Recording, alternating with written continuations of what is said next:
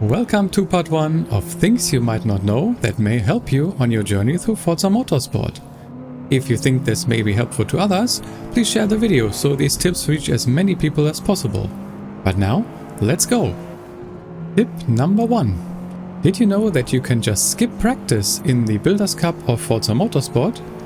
Even though it says complete 3 laps as a mandatory goal, you actually don't have to drive practice at all if you don't want to. Simply press your menu button and select Exit, then select Skip Practice, Confirm, and you can go straight into the race. This seems a little bit hidden as the game makes it out to be mandatory to complete all 3 practice laps. So use this tip if you just want to get to the race as soon as possible. Practice can be really helpful though to try out your car after upgrading. This is where we get to tip number 2. You can use practice to fine-tune your car. So you've just installed some upgrades and want to see how the car feels? Then just drive a little bit in practice. If anything feels off, you can just hit the menu button again and select Car and then Tuning. This lets you fine-tune your car right on the track. Yep, you heard that right. No need to go back to the pits. Just keep making changes until you're satisfied and ready for your race. Tip number 3. Want to know how many seconds the next car is ahead of you in a race?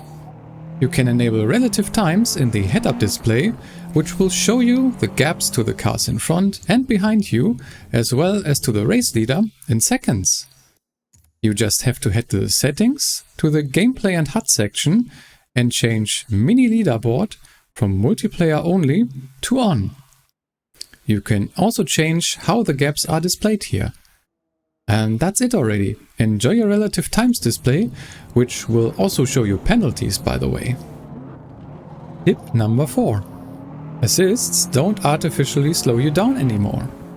You may remember that in older motorsport titles, assists like ABS and traction control slowed you down artificially by reducing grip on braking and acceleration for just having those assists on. That is no longer the case in the new Forza Motorsport. So, just use the assists you feel comfortable and safe with. If you master driving without the assists, you will probably still be able to go a little bit faster, but not to the extent of the previous games. And starting out, I'd say it is better to be a little bit slower while using some assists than ending up spinning out or going completely off track all the time. Tip number 5. Find out what button opens the telemetry for you. If you are on a controller, it should be D-pad down. Otherwise, take a look at the settings, even though it's not very clear in there, but if we head to your controller settings, it should be one of the quick actions. So see what it is set to there and try it in game.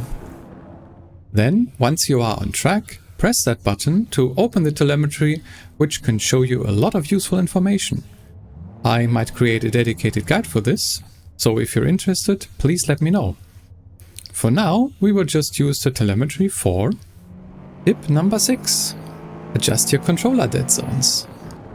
Depending on what controller you use and how old it is, you might have inputs without you touching the controls, or it won't hit 100% on some axes anymore.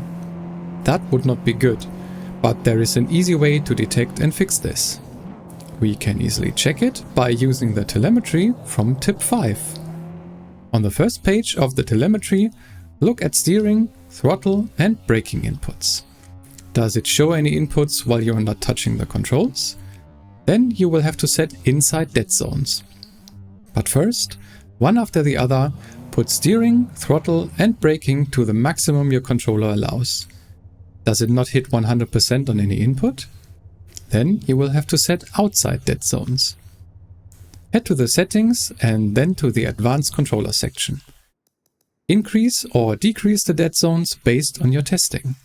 So, for example, let's say my throttle had shown some input while not touching the controls. I would increase the inside dead zone for acceleration a bit. If I was not able to hit 100% on steering, I would reduce the outside dead zone for the steering axis a bit.